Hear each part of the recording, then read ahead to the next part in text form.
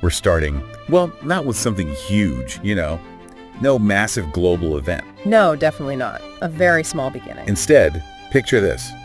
Islamabad, 2023. There's an assistant professor, history professor, Altaf Hussain. Okay, got it. He's just crossing the road in a supermarket and bam, minor traffic accident. Like a little fender bender. The kind of thing that happens every day, right? You forget about it almost instantly. Annoying, but forgettable. Exactly. A dent, maybe some shouting, insurance calls. Yeah. The usual.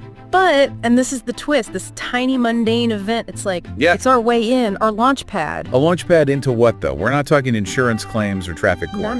No, absolutely not. We're using that specific moment, that dented bumper, really, as a starting point for, a pretty profound philosophical inquest into the nature of reality itself, causality, consciousness. We're asking, was this just random bad luck? Yeah. Or was it maybe the most destined event imaginable? Was it fated from, the very beginning of time? Wow. Okay, that's quite a leap from a fender bender. So let's try and unpack that.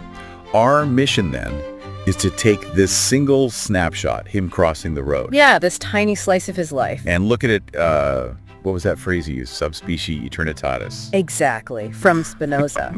It means seeing it under the aspect of eternity. Right, like stepping way, way back, stripping away the personal feelings, the immediate chaos of it. Yeah, and viewing Altaf's existence, even that single moment, as just a fixed point on this vast, infinite timeline, a timeline stretching back to the Big Bang. So we're diving into free will versus determinism, the block universe idea, how we even perceive reality.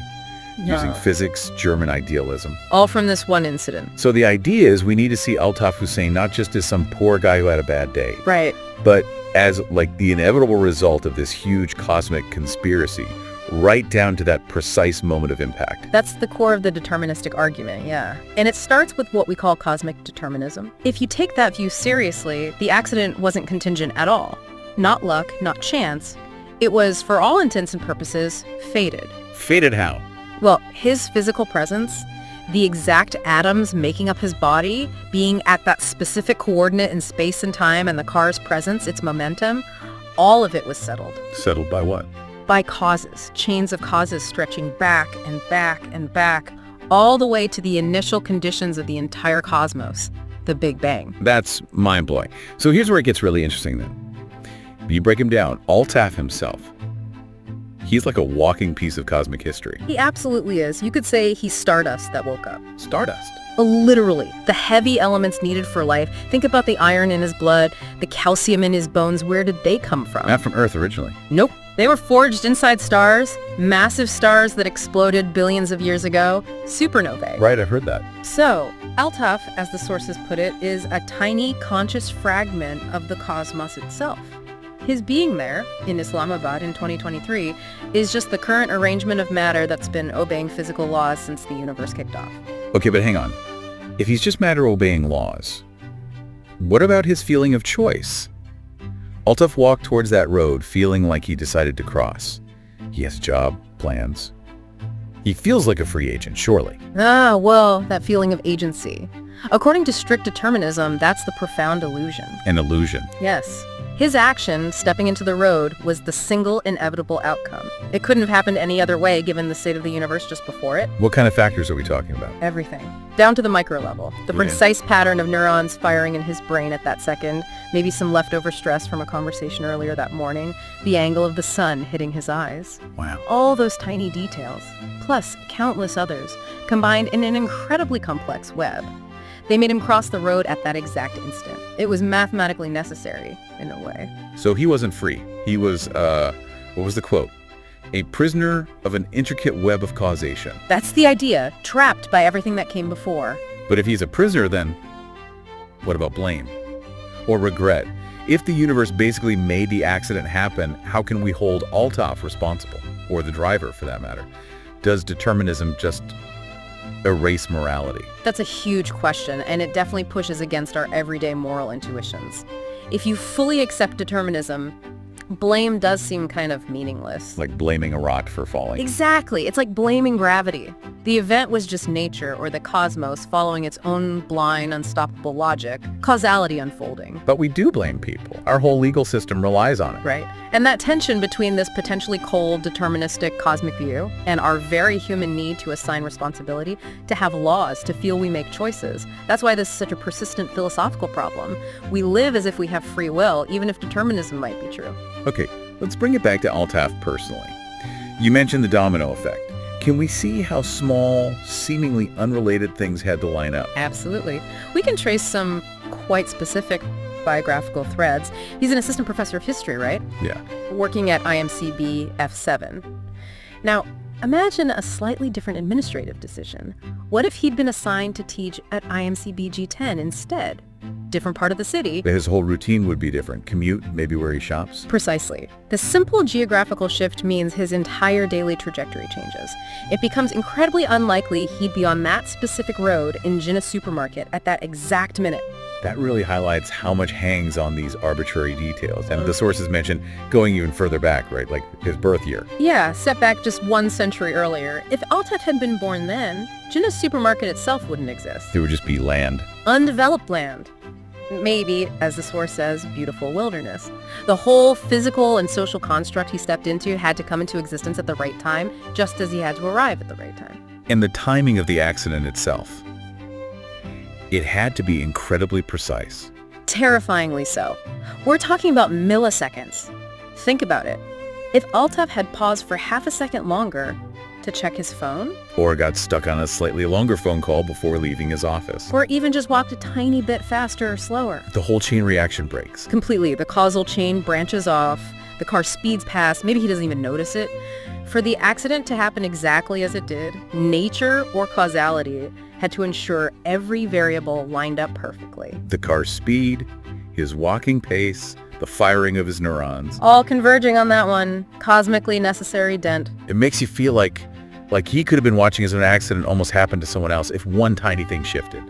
Like we're just puppets. It certainly strengthens that feeling. Okay, so we've established this idea that his body was essentially moved by these unbreakable laws, a prisoner of causes. Right. Physically determined. But now, the even bigger question, perhaps, what was his mind doing? What was he actually experiencing while this predetermined event played out? Was his consciousness just another part of the machine?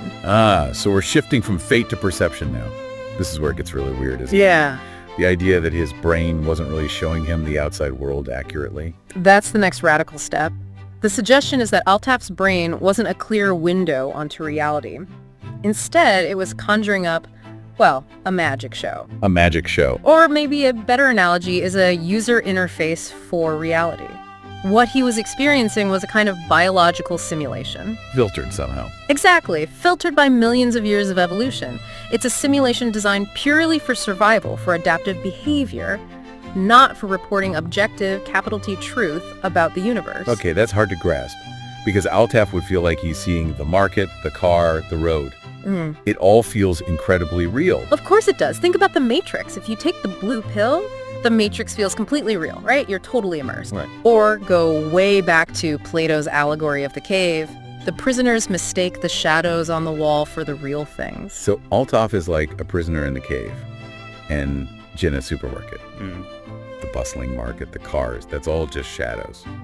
A collective appearance that's actually misleading him about what's truly out there. That's the unsettling implication, yes. Yeah. Is the entire perceived world just a kind of useful illusion? But wait, if it's an illusion or a user interface, how can we generally agree on things? Like, Altaf and the driver would probably agree on the color of the car or the location of the street sign. If reality is just species-specific simulation, how do we get shared experience? Or science, even? That's a crucial point. Yeah. Is shared experience just observing the same collective delusion?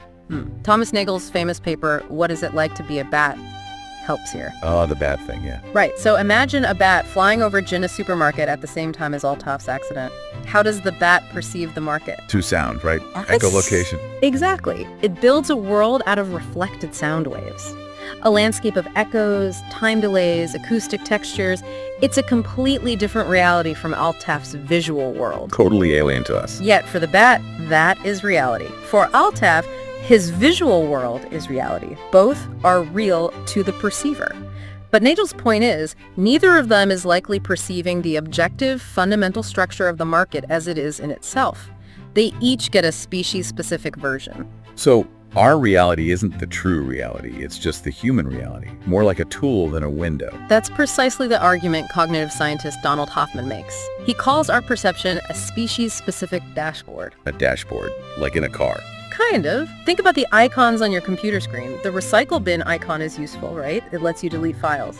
But does it look like the actual transistors and voltage levels doing the work inside the computer? No, not at all. It's just a helpful, simplified representation. Hoffman argues our senses are like that. They give us adaptive icons, car, road, danger, designed purely to help us survive and reproduce. Not to show us the truth. Not objective truth, no.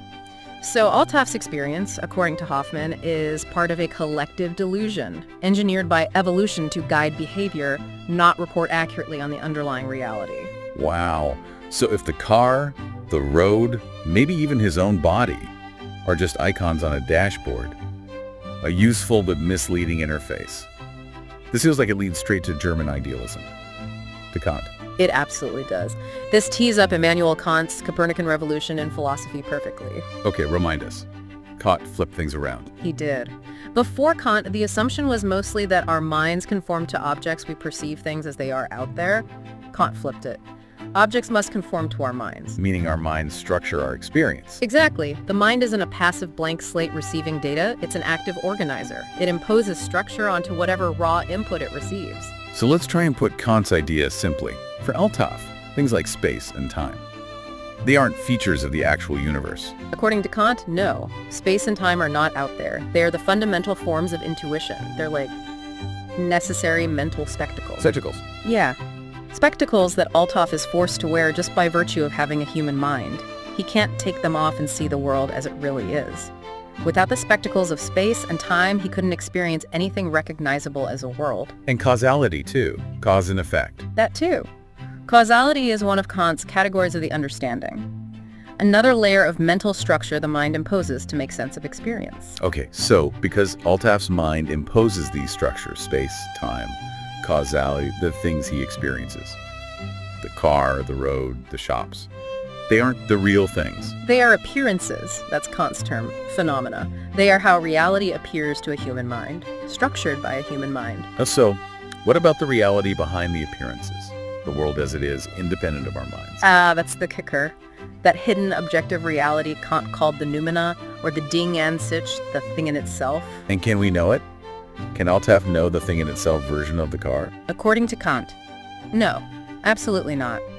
It's forever beyond the reach of our minds, precisely because our minds are trapped within their own structuring principles, the spectacles, the categories. So Altaf wasn't seeing the car as it truly objectively exists. He was only seeing the car as it appears to a human mind, structured by space, time, and causality. Precisely. He's caught in an epistemological prison, built by the very nature of his own consciousness. The world feels familiar, but its true nature is fundamentally inaccessible. Okay, so he's trapped physically by determinism, and he's trapped perceptually or epistemologically by Kant's ideas. A double bind, you could say. But despite all that, he still had an experience, right? A conscious, subjective feeling of living through that moment, however determined or filtered it was. This must bring in the existentialists. It does. Because even within these massive constraints, there's still the subjective reality of being.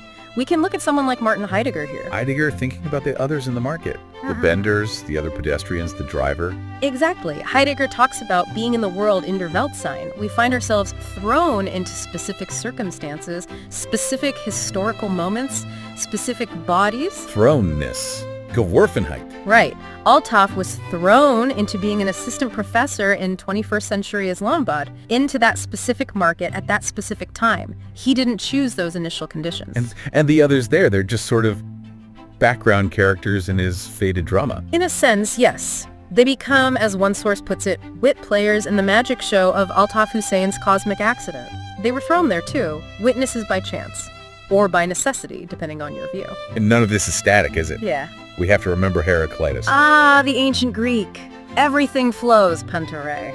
And the famous line, One cannot step twice into the same river. Which applies perfectly here. The river is Islamabad itself, constantly changing. Buildings go up, politics shift, the culture evolves. And Altaf isn't the same either. No. He's a changing man stepping into this changing river. Even if the accident was determined, the Altaf Hussain, who exists after the accident, is fundamentally different psychologically, maybe even physically, from the one who existed before it. The experience changes him, even if the experience was inevitable. So pulling all these threads together, he's stardust, determined, perceiving a filtered reality through Kantian spectacles thrown into existence. What does this mean for Altaf, the person? Can he live an authentic life in the face of all this? That's the existential question, isn't it? Authenticity, for thinkers like Heidegger or Sartre, often involves confronting this thrownness, confronting the constraints and the seeming meaninglessness, and still choosing how to respond, how to create meaning. So if he just shrugs and says, oh, well, it was fate, nothing I could do. That might be seen as inauthentic, as passively accepting the flow, being swept along by forces without asserting his own, perhaps limited, freedom to interpret and value his experience. But if he confronts it, acknowledges the determinism, the limits of perception, but still tries to live meaningfully despite that. That struggle, that confrontation with the absurdity and necessity of his existence, could be the path to authenticity. Finding freedom not in changing fate, perhaps, but in choosing one's attitude towards it. What a journey. We started with a tiny dent in a car bumper in Islamabad. Yeah, seems almost trivial. And we've ended up discussing stardust, cosmic fate, the fundamental nature of reality, Kantian epistemology, and existential authenticity. It really shows how even the most mundane event, when you look at it under the aspect of eternity, connects to the deepest philosophical questions we can ask. We set out to see Altaf Hussain's accident from that internal viewpoint, and what we found isn't necessarily a neat answer. No, far from it. We find tension. Endless tension between the seemingly deterministic universe and our persistent, perhaps necessary belief in our own choices and perceptions. Which leaves us, and you listening, with a final thought to wrestle with. If every single thing we do, even just crossing the street, is potentially the unavoidable result of causes set in motion billions of years ago, and if what we perceive isn't objective reality, but more like a species-specific user interface, does accepting that vast, almost terrifying perspective lead to just giving up? Total resignation? Or could that very resignation, that acceptance of the limits, paradoxically be the first step towards some other kind of freedom? A freedom found within the chains, perhaps? Where does your own sense of choice begin, if choice itself might be part of the determined script? A heavy question to ponder. We'll leave that with you. Does knowing you might be stardust, following a predetermined path, change how you feel about your next step?